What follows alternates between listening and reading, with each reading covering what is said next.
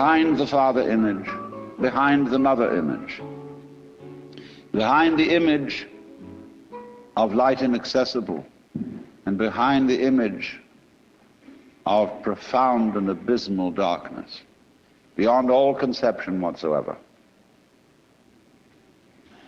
There's something else which we can't conceive at all.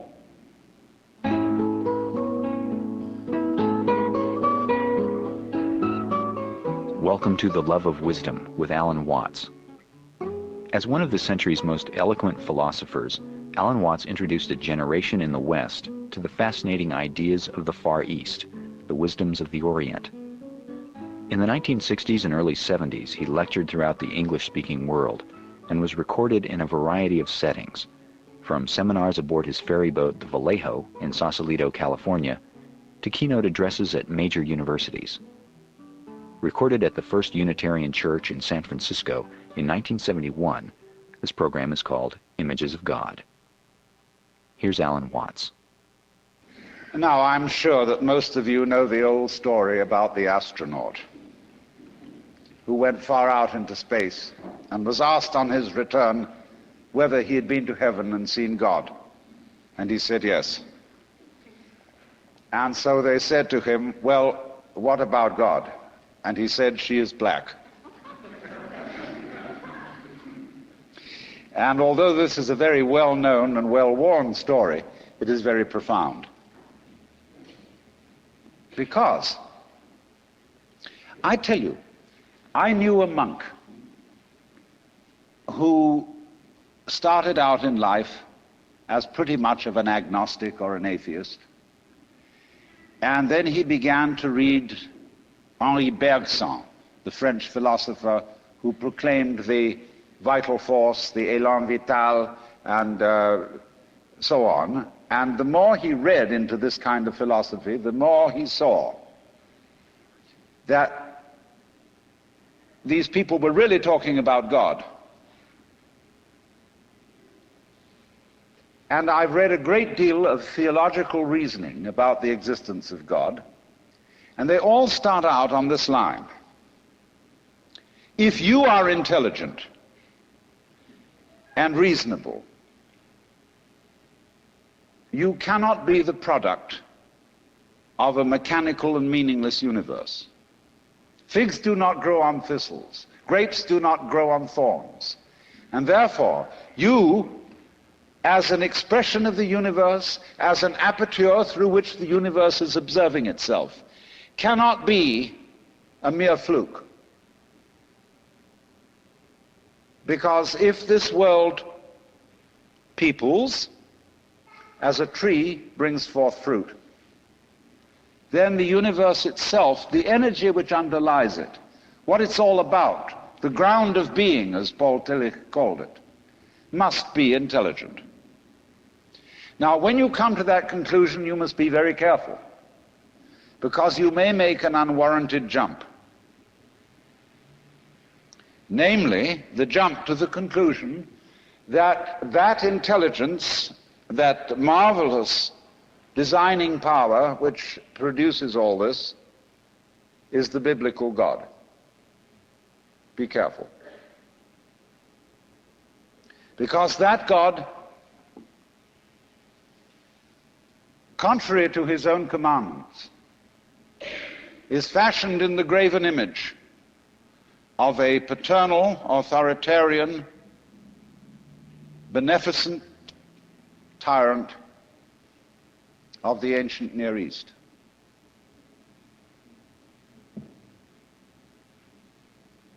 And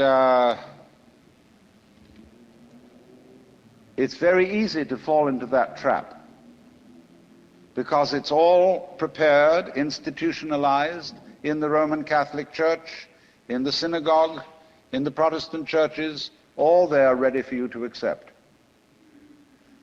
And by the pressure of social consensus and so on, it is very natural to assume that when somebody uses the word God, it is that father figure which is intended. Because even Jesus used the analogy, the Father. for his experience of God. He had to. There was no other one available to him in his culture. But nowadays, we are in rebellion against the image of the authoritarian father. Especially this should happen in the United States, where it happens that we are a republic and not a monarchy. And if you, as a loyal citizen of this country, think that a republic is the best form of government, you can hardly believe that the universe is a monarchy. But to reject the paternalistic image of God as an idol is not necessarily to be an atheist. Although I have advocated something called atheism in the name of God. That is to say, an experience, a contact, a relationship with God, that is to say, with the ground of your being, that does not have to be embodied or expressed in any specific image. Now, theologians on the whole don't like that idea, because I find in my discourse with them that they want to be a little bit hard-nosed about the nature of God. They want to say that God has indeed a very specific nature. Ethical monotheism means that the governing power of this universe has some extremely definite opinions and rules to which our minds and acts must be conformed. And if you don't watch out, you'll go against the fundamental grain of the universe and be punished in some way. Old-fashionedly, you will burn in the fires of hell forever. More modern-fashionedly, you will fail to be an authentic person. It's another way of talking about it. But there is this feeling, you see, that there is authority behind the world, and it's not you. It's something else. Like we say, that's something else that's far out. And therefore, this Jewish, Christian, and indeed Muslim approach makes a lot of people feel rather strange, estranged from the root and ground of being. There are a lot of people who never grow up and are always in awe of an image of grandfather. Now, I'm a grandfather. I have 5 grandchildren, and so I'm no longer in awe of grandfathers. I know I'm just as stupid as my own grandfathers were, and therefore I'm not about to bow down to an image of God with a long white beard. Now, naturally, of course, we intelligent people don't believe in that kind of a God, not really. I mean, we think that God is spirit, that God is very undefinable and infinite and all that kind of thing. But nevertheless, the images of God are have a far more powerful effect upon our emotions than our ideas. And when people read the Bible and sing hymns, Ancient of Days, who sittest throned in glory, immortal, invisible, God only wise, in light inaccessible, hid from our eyes, they still got that fellow up there with a beard on. It's way in the back of the emotions. And so we should think, first of all, in contrary imagery, and the contrary imagery is, she's black. Imagine instead of God the Father, God the Mother. And imagine that this is not a luminous being, blazing with light, but an unfathomable darkness, such as is portrayed in Hindu mythology by Kali, K-A-L-I, the Great Mother. The images of God are have a far more powerful effect upon our emotions than our ideas. And when people read the Bible and sing hymns, Ancient of Days, who sittest throned in glory, immortal, invisible, God only wise, in light inaccessible, hid from our eyes, they still got that fellow up there with a beard on. It's way in the back of the emotions. And so we should think, first of all, in contrary imagery, and the contrary imagery is, she's black. Imagine instead of God the Father, God the Mother. And imagine that this is not a luminous being, blazing with light, but an unfathomable darkness, such as is portrayed in Hindu mythology by Kali, K-A-L-I, the Great Mother, who is represented in the most terrible imagery. Kali has a tongue hanging out long, drooling with blood. She has fanged teeth. She has a scimitar in one hand and a severed head in the other. And she is trampling on the body of her husband, who is Shiva. Shiva represents also, furthermore, the destructive aspect of the deity, wherein all things are dissolved so that they be reborn again.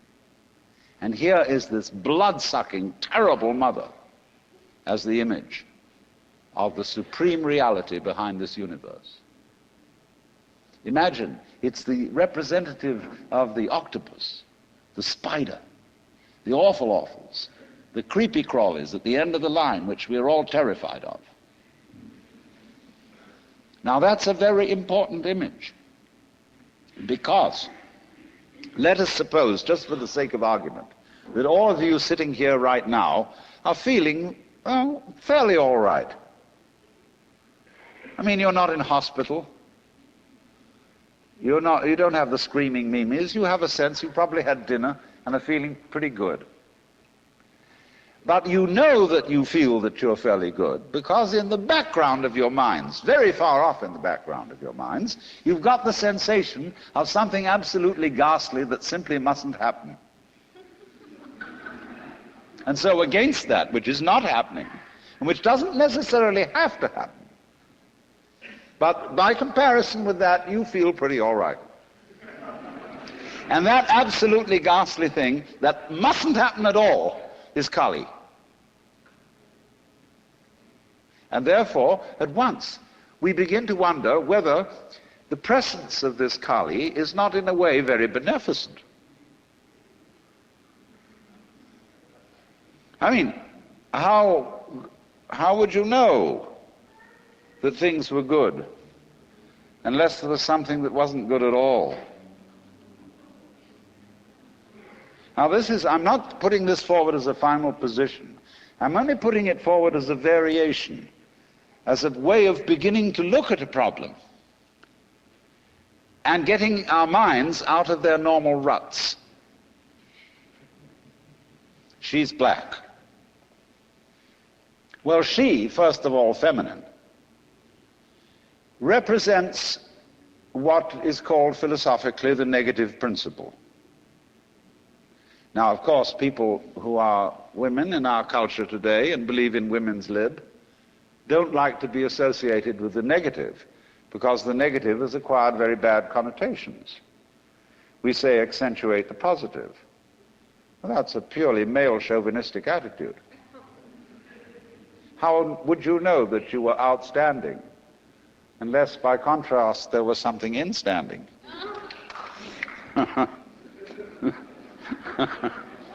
You cannot appreciate the convex without the concave. You cannot appreciate the firm without the yielding. And therefore, the so-called negativity of the feminine principle is obviously life-giving and very important. But we live in a culture which doesn't notice it. You see a painting, a drawing of a bird, and you don't notice the white paper underneath it.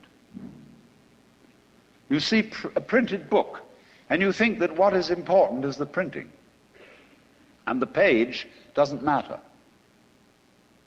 And yet, if you reconsider the whole thing, how could there be visible printing without the page underlying it? What is called substance, that which stands underneath, underneath, stands. To be substantial is to be underlying, to be the support, to be the foundation of the world. And of course, this is the great function of the feminine, to be the substance. And therefore, the feminine is represented by space, which is, of course, black at night. But were it not for black and empty space, there would be no possibility whatsoever of seeing the stars. Stars shine out of space, and astronomers, very high-powered astronomers, are beginning to realize that stars are a function of space. Now that's difficult for our common sense, because we think that space is simply inert nothingness. But we don't realize that space is completely basic to everything. It's like your consciousness. Nobody can imagine what consciousness is. It's the most elusive, whatever it is, that there is at all, because it's the background of everything else that we know. Therefore, we don't really pay much attention to it. We pay attention to the things within the field of consciousness, to the outlines, to the objects, to the so-called things that are in the field of vision, the sounds that are in the field of hearing, and so forth. But what it is that ever it is that embraces all that, we don't pay much attention to it. We can't even think about it. It's like trying to look at your head. You know, you try to look at your head, and what do you find? You don't even find a black blob in the middle of things. You just don't find anything. And yet that is that out of which you see, just as space is that out of which the stars shine. So there's something very queer about all this. That which you can't put your finger on, that which always escapes you, that which is completely elusive, the blank, seems to be absolutely necessary for there to be anything whatsoever. Now let's take this further. Kali also is the principle of death, because she carries a scimitar in one hand and a severed head in the other. Death. This is tremendously important to think about. We put it off.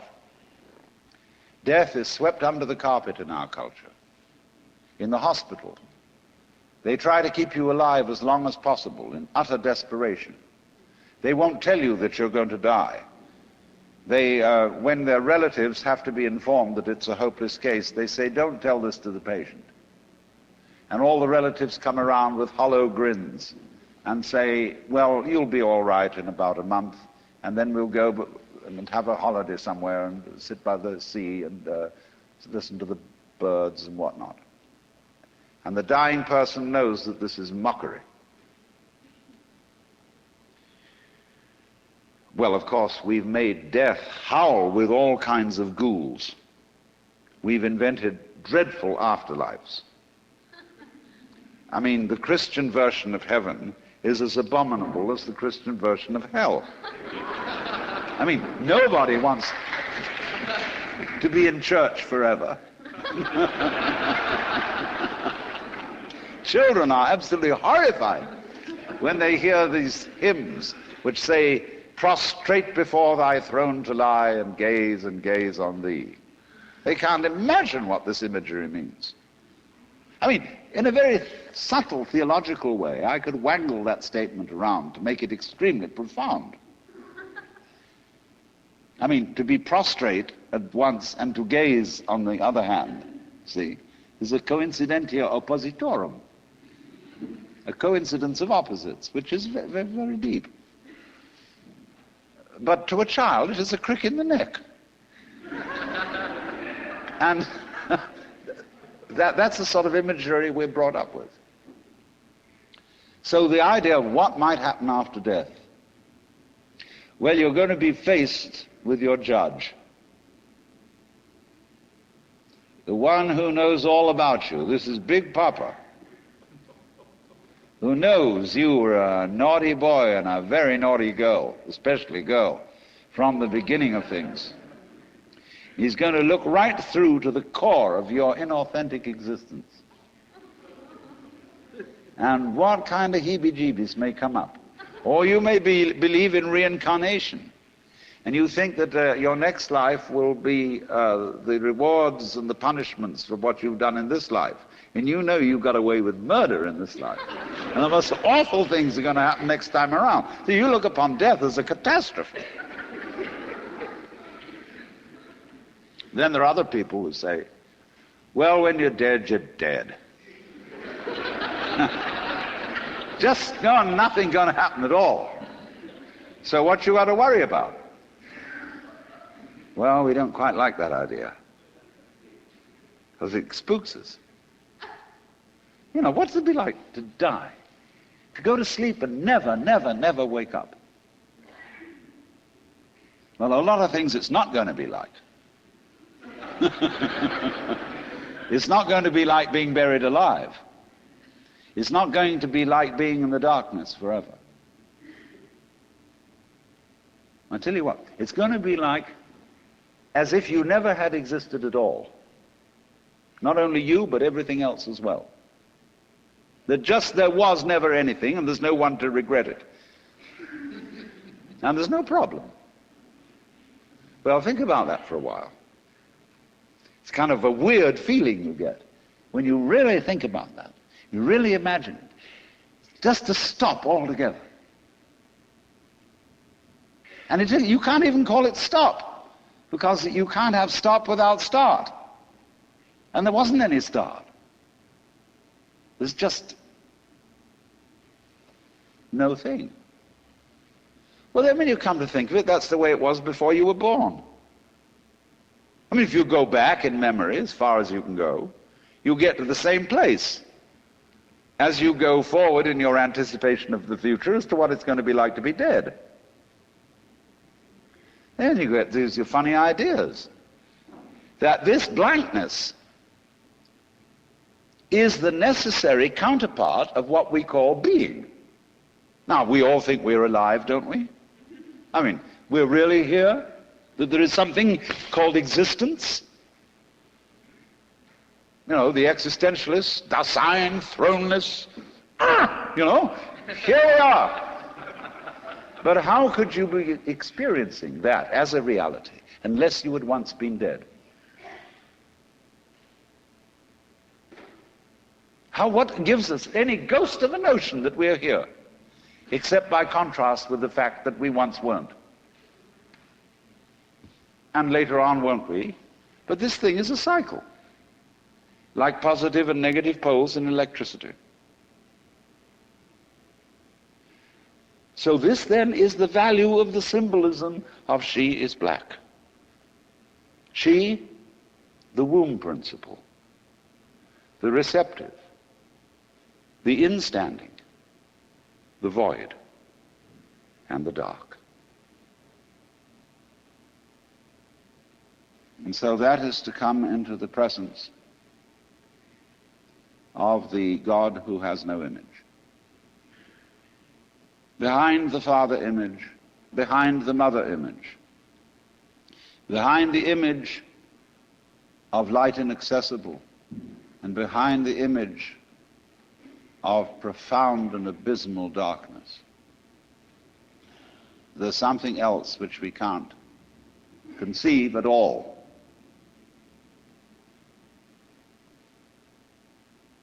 Dionysius the Areopagite called it the luminous darkness.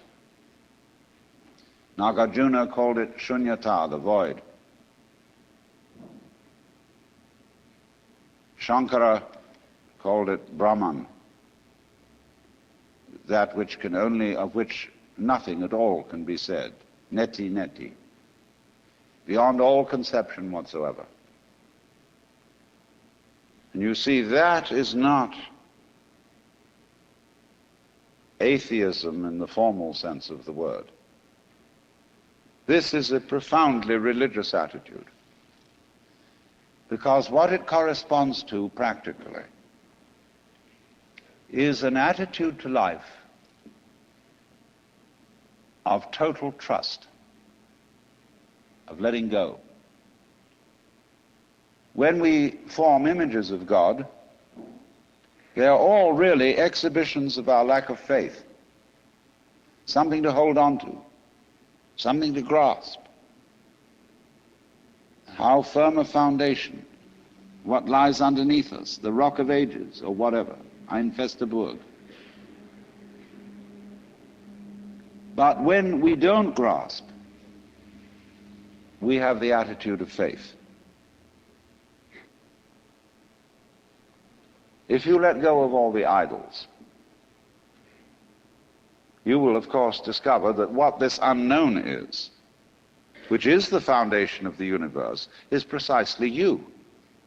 It's not the you think you are. No, it's not your opinion of yourself. It's not your idea or image of yourself. It's not the chronic sense of muscular strain, which we usually call I. You can't grasp it. Of course not. Why would you need to? Supposing you could, what would you do with it? And who would do what with it? You can never get at it. So there's that profound central mystery. And the attitude of faith is to stop chasing it. Stop grabbing it. Because if that happens, the most amazing things follow. But all these ideas of the spiritual, the godly, as this attitude of must, and we have been laid down the laws which we are bound to follow, all this jazz, is not the only way of being religious and of relating to the ineffable mystery that underlies ourselves and the world.